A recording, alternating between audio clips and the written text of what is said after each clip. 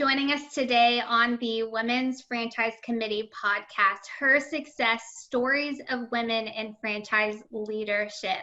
I am Cassidy Ford. I am joined today by Heather Hudson, co-founder and chief operating officer of 9 Round Kickboxing Fitness. So with over 700 locations worldwide, 9 Round is a specialized fitness center where people can come for a fun and unique and proven workout experience. She has been in franchising since the founding of 9 Round in 2008 as a mom of 2, a black belt holder, and a fitness competitor, and also as someone who just grew up with a passion for fitness. Heather is a huge advocate of women in fitness. I am very excited. Heather, thank you so much for sitting down today. Thank you, Cassidy. I'm super honored to be here. Heather has an incredible story about how 9 Round's mission statement has impacted her success and also how it has empowered women all around the world. Today, her story is all about strength. Just to kick it off, our first stop is at the beginning. Heather, how did you get started in franchising? Well, my husband and I are co-founders, as you mentioned, and the intention with our very first 9 Round location, which I have to give credit to my husband, 9 Round as a business model is my husband's brainchild. It's his inspiration, and yes, we have founded it together, but also part of his business inspiration for the brand was to franchise from the beginning. So what we had to do is dive in and learn a lot about that. We're self-taught. We were not in business with franchising prior to 9 Round. We hadn't done any franchising before that. So we learned what we needed to learn about what it takes to launch a franchise. And one of the first things you need is obviously a great business that obviously makes people want to duplicate it. So we opened our first 9 Round in Greenville, South Carolina in 2008. And then as it began to succeed, we began to reverse look at, what were we doing right? What was the secret sauce? What would we tell people to do to make another 9 Round? And we went from there, and that process has never ended. We're still deep diving constantly into what makes 9 Round run well. What do you avoid? 12 years later, here we are. We're a franchise in 18 countries. And so our whole job is just duplicating the process and giving systems and processes to the people who purchase a 9 Round to open in their community. But franchising was a world I was really not familiar with until I just suddenly was. So, we are the kind of couple that build the plane as it's flying sometimes. And that's what we did. So it really is a scrappy story. Proud of where we've come from. It's been a very hard road, but very rewarding and worth it. Now, you guys would not have gotten to over 700 locations in 41 states and 18 countries without having something really powerful at the core, right? And you have this mission statement that has created a really amazing culture at 9 Round. So can you tell us a little bit about what that is and what is at the core of what you do? Yeah, so sometimes you codify things years in, and sometimes you change things as you evolve as a company. So we codified our current mission statement just a couple of years back. We had an amazing business coach who helped us to dig in and look at the brand from where it stood at that point and make sure that every word was carefully chosen. He calls it real estate on the page. don't put a word that doesn't need to be there, and don't leave off a word that does. So it was quite a process, but our mission statement is making members stronger in 30 minutes, physically and mentally. So not one of those words could be left off. So it really means a lot to us. And so can you be physically stronger after just one of our 30-minute workouts? Maybe not, but you can be mentally stronger after one 30-minute workout. And that's really what happened to me. If I back up, I discovered martial arts. It's how I met my husband. He owned martial arts schools with his brother. And I took my daughter in to learn self-defense and ended up falling in love with punching and kicking for fitness. And so if you fast forward to the fact that I started working for the karate school, got to know my husband, who wasn't my husband then, and we ended up dating, getting married, and now we have a family of 4. You fast forward to him within our first year of marriage coming up with the brand of 9 Round and the concept. We launch it and we find out that more women are coming in than men to do this kickboxing workout, which is not really what we expected, because we were used to the martial arts world, which is mostly kids, a few parents, not a whole lot of women coming in the door to do, martial arts and put their black belts on. But women were flocking into 9 Round. And every woman that I ask who's done a 9 Round workout and couldn't quite put into words what she felt, we end up at that either strong or empowered word. Fitness has been there for me every step of the way when I was going through tough stuff. And there's been, we don't have time for how many tough things I've been through for this show. Every time I've done fitness to get me through that, it's like it brings me right back to who I am, because it centers my focus on my strength. I am strong. It's funny what you said. I think by the end of this, whoever's listening to this is going to want to pull out their earbuds and just go hit something in a good way, but yes. go hit something. Hitting at 9 Round, it's legal and safe. Yes. Yes. Keep that in mind, folks. Okay, the next thing that you also said is that so many of your customers were coming in that were women, but you also have a corporate team that is 50% women, and you have a franchisee base that is, I think you said 50% women. What has that meant to you, and is that something that you expected or have kind of fostered? So I spoke to the member base being 70% women across the world, like in every country. It's pretty much mostly women. And I think that we covered why I think women are really excited about feeling empowered. That's obvious. With our corporate office, our home office, we've hired on talent and passion. And maybe because we're a founder-led husband-wife team, we naturally just foster an environment where it's kind of ended up being split down the middle. We don't necessarily specifically, I mean, you can't do that. You can't say, I have to have a man for this position, or I have to have a woman for this position. We're going to hire on who's best for the job. And it's ended up that way, which maybe we're lucky, or maybe, yes, we've definitely facilitated a kind of culture that is just attracts both, you know. I'm really excited, just since I've even talked to you, this is new. Our vice president of operations we just hired is a brand new position for our brand at the corporate level, and it's a woman. So I have another woman on my executive team, which is super awesome. And our executive team right now is split down the middle, 50-50 men, women, and it's really exciting. I don't necessarily consciously think of that in my day-to-day. Again, we just hire on talent, and that's what we've gotten. I'm excited though when I look at it and say, I'm so happy I have a brand that hires so many women, since it's such a hot topic. Someone asked me the other day if it was hard, how it's been with a lot of people having to stay home, and how it seems that it falls on the women more to be home with the kids because of school.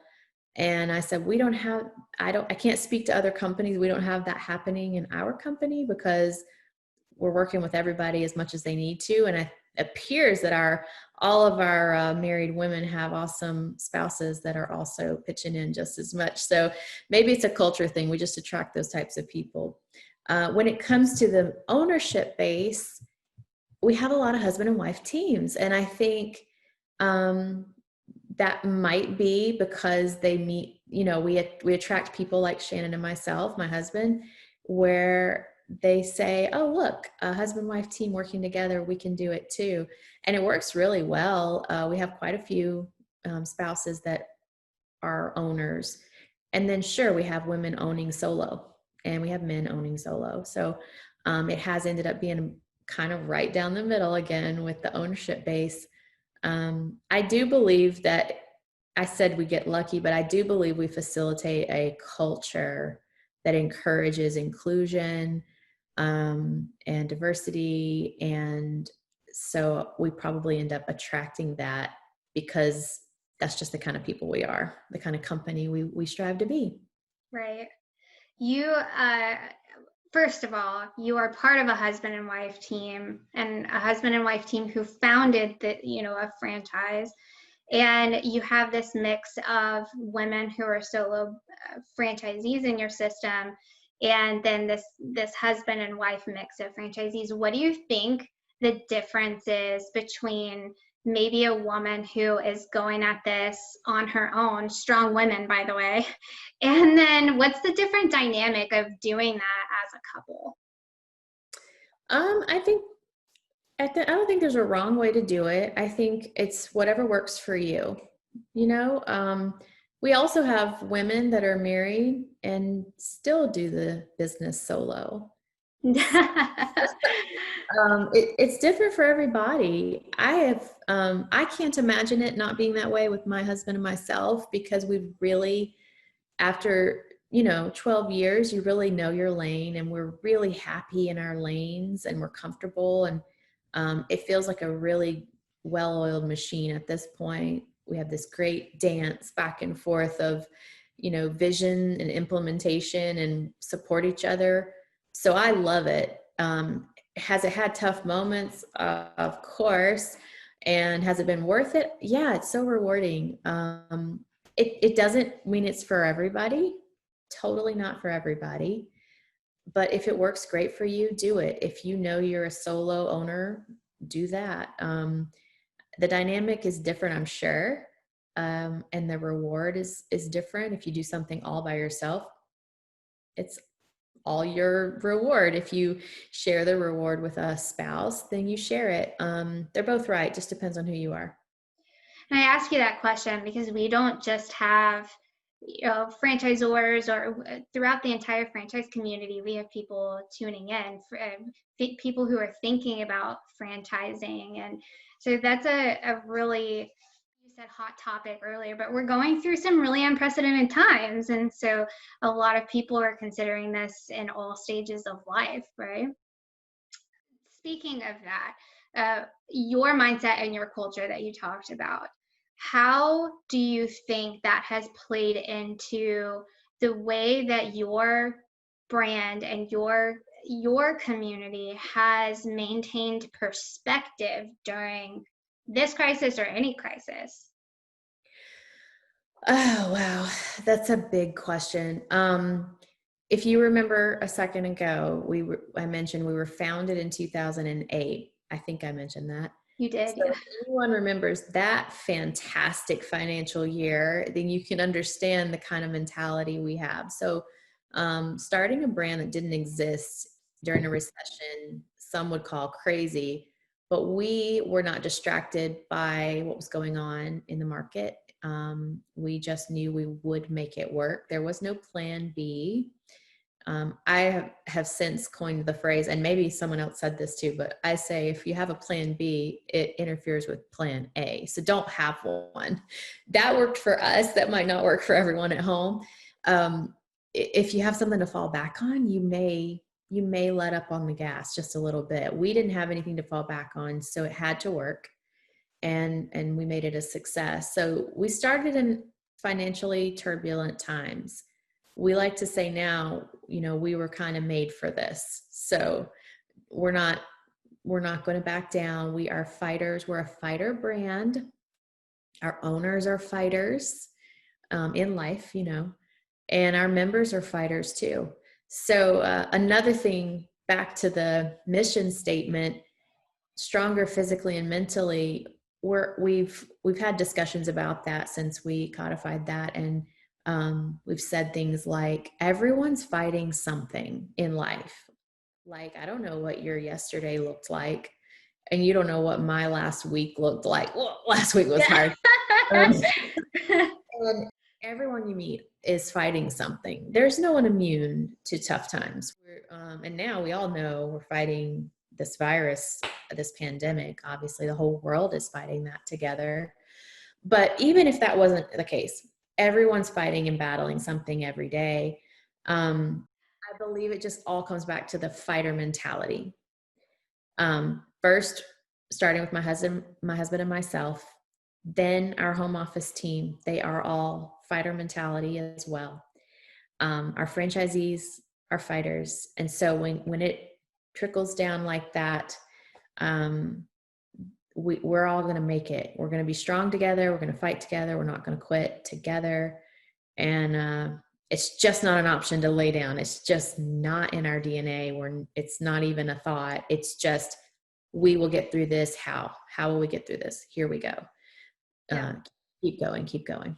Do you think that openness, that level of vulnerability and transparency with your franchisees, understanding and connecting with them on the level of, I know that you're going through things, we're all fighters and we're all human, right? Do you think that's something that's actually normal? Or do you think or can it be normal, right? In business? In business, yeah. I think it should be normal. I don't know that it is. I have the opportunity here and there to touch other businesses, some through my experience, and interact with other brands and businesses. And I see some of them do that and some don't. I can't imagine being that type of culture though, where everyone acts like they have all the answers all the time. And there's not a lot of humanness allowed.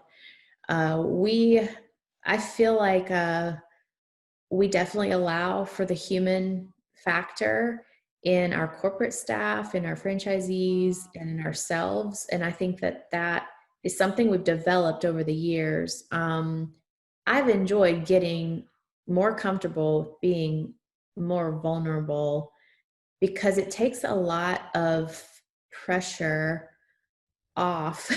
I mean, why should we all run around fake pretending that we don't know the answer? It's not real. It's not real life.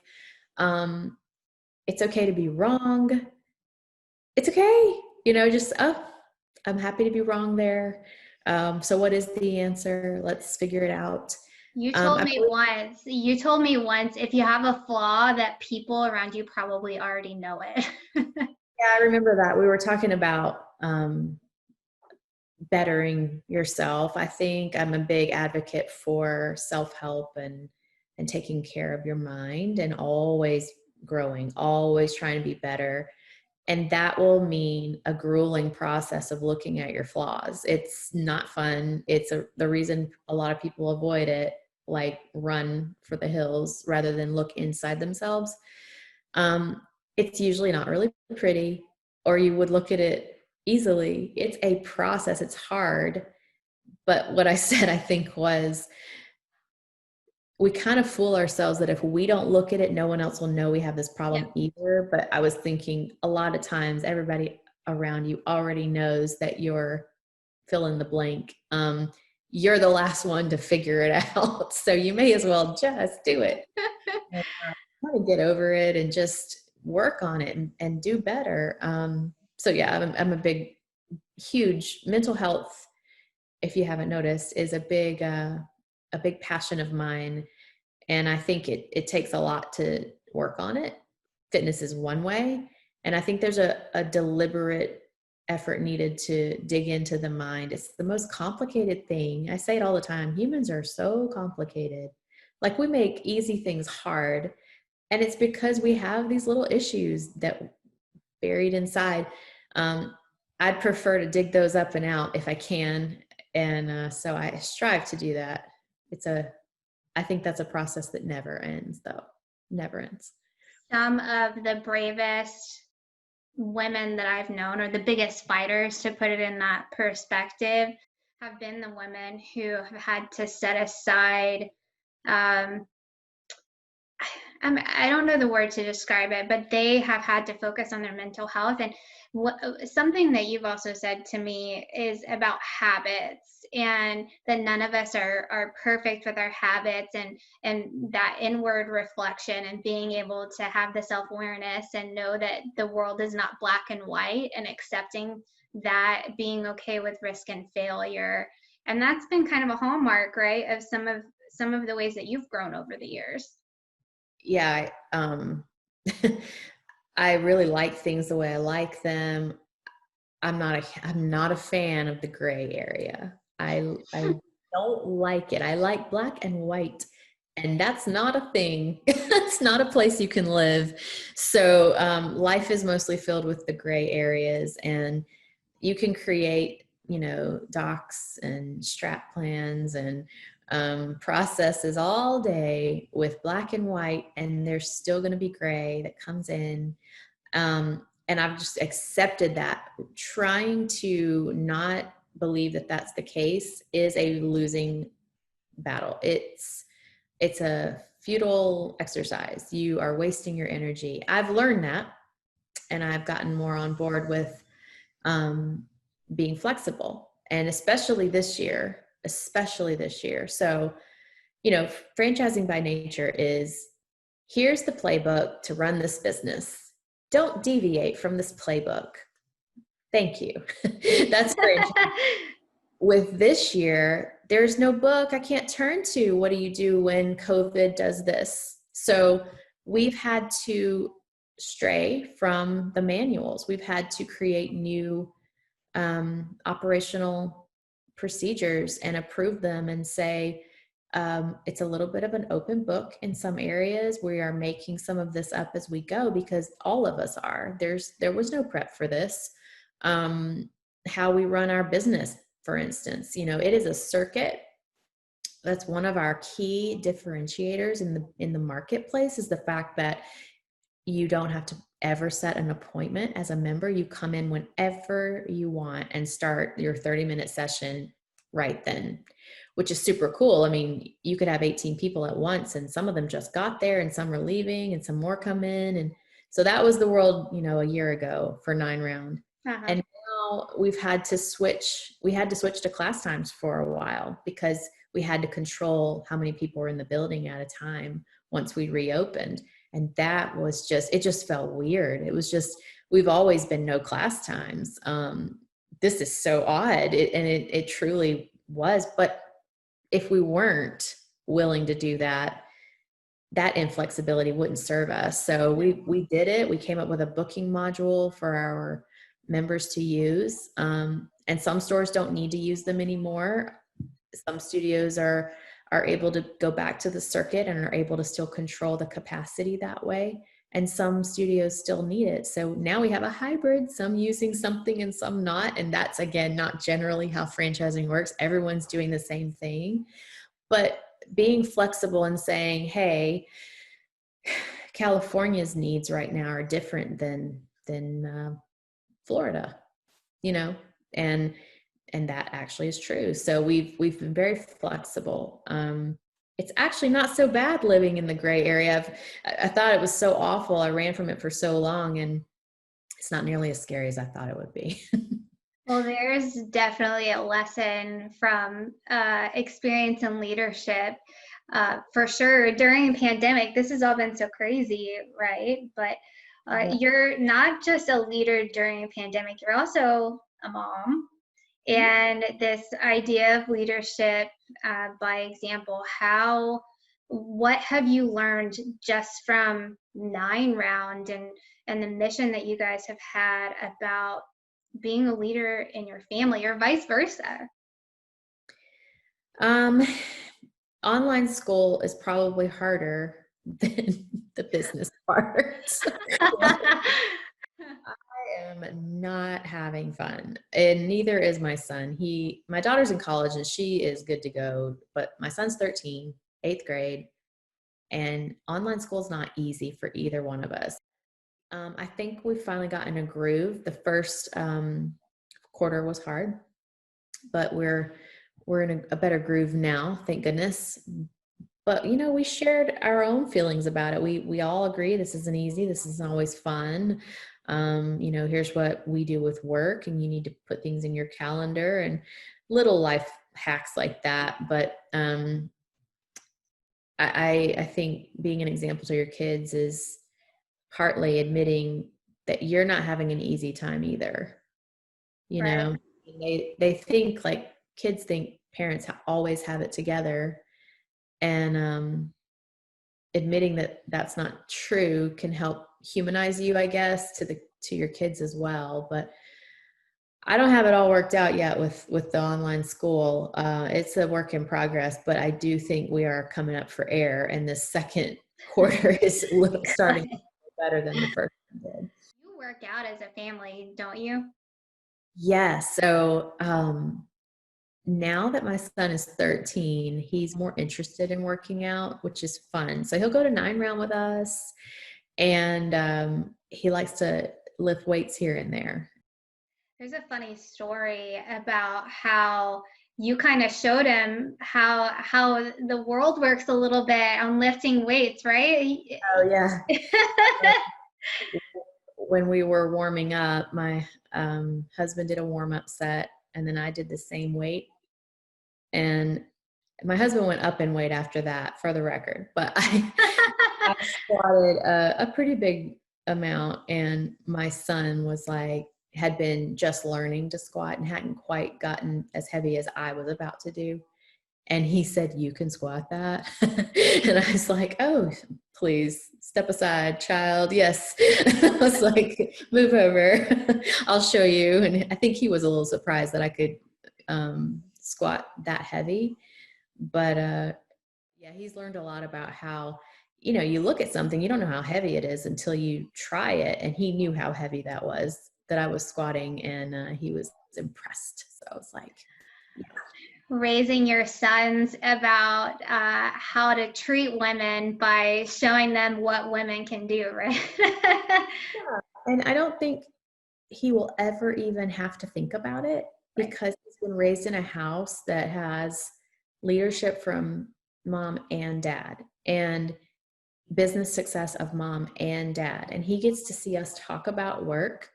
He gets to see how we work through problems here and there. He'll come and drop a bunch of names and words that I know mean he's been listening to our conversations about the company. Mm-hmm. He'll say, "How's the FAC?" That's our Franchise Advisory Council, and he's just letting me know that he's been listening, and he wants to impress me that he knows what that He is. knows what's going on.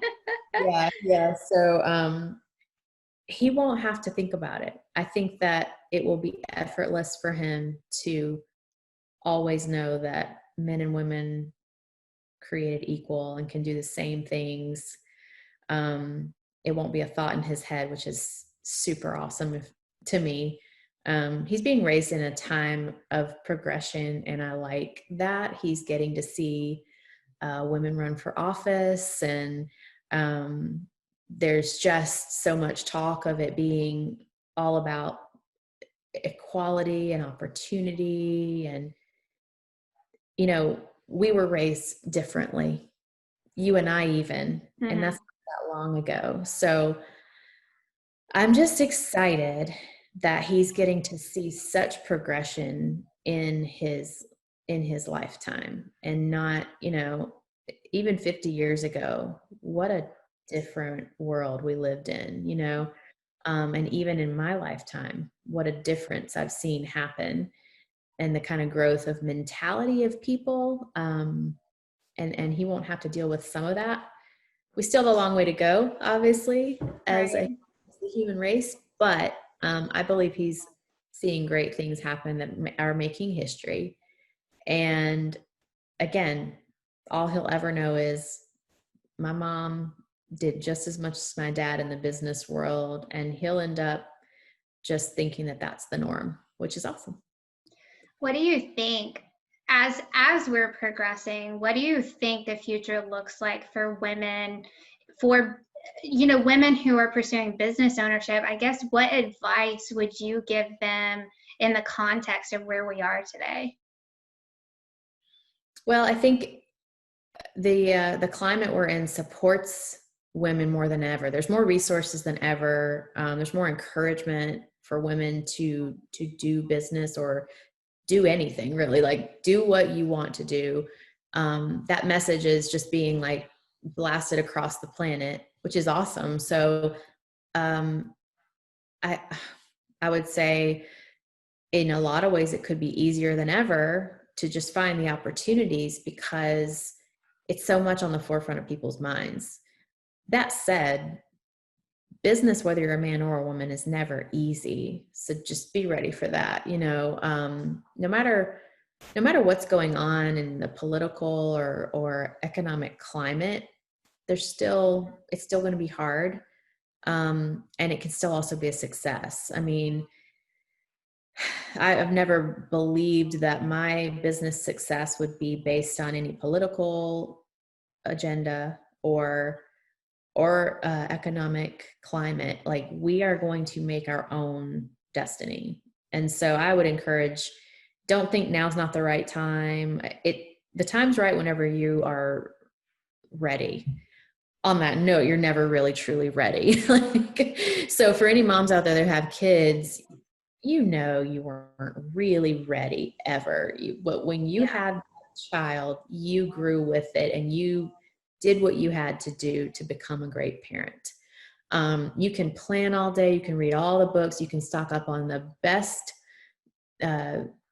things to take care of your baby, and you're still, it just hits you like a ton of bricks. This is really hard. Like, being a parent is hard, and you can't really properly ever prepare for that first one, besides just jumping in and having it. So business is very similar. You can read all the books and go to the classes and get your degrees and get mentored. When you go to finally do the business and open it, it's going to kick your butt a little bit. You are going to be like, wow, this is so much harder than I thought. There's going to be some aspect of it that really just throws you and you think, am I up for this? But you are. You're going to be just fine. You have to just take it as part of getting out of your comfort zone, stretching yourself, and that never feels comfortable, or it wouldn't be out of your comfort zone. So the only way to really grow is through some discomfort. Not easy. Harder than having a job, probably. Owning a business, probably harder than just having a job and going and letting someone else tell you what to do. You are responsible for new things. It's uncomfortable, and it is so rewarding. Like, it's so rewarding. And you really do end up controlling your destiny more than you would as an employee. Usually, that's my philosophy. A lot of people feel going into business is really risky. You know what's risky? Getting laid off, the potential of getting laid off from a company you spent 20 years helping build because they got to downsize. And just boom, you're gone. Like, that happens in recessions, right? And it's a risk you're taking every day, not being your own boss. So it just depends on how you look at it. Usually anything worth having is difficult. I don't think you understand what a unicorn you are. Like, Love unicorns. Oh my gosh, they're my spirit.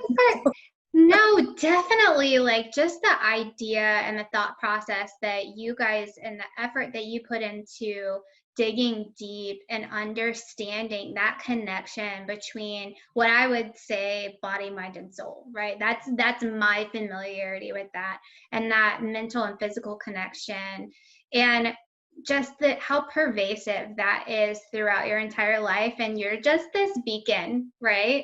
You are so passionate about this. You're So sweet. I want to leave it at that. I want to heap some praise and encouragement on you, because I've really there's a lot of inspiration to get out of what you're talking about. But Well, I hope it helps even one person to know that they can do it, and not spend too much time doubting, because there's paralysis by analysis, and if you think about all the things that could go wrong, you won't ever do anything. So plan out to a degree. Yeah, absolutely, have a plan, and then don't get too paralyzed by fear. You just, if one person hears that and does something with it, that'd be great. And if one person gets up and starts working out who hasn't ever before, then my mission is complete. your mission is complete. Well, then that is where we leave it. I'm going to tell everyone to pull out your earbuds and find a legal and safe way to go hit something. And just thank you so much, Heather, for sitting down to talk with us today. It was a pleasure. Thank you. So everyone, have a great day, and tune in to the other episodes of the Her Success podcast.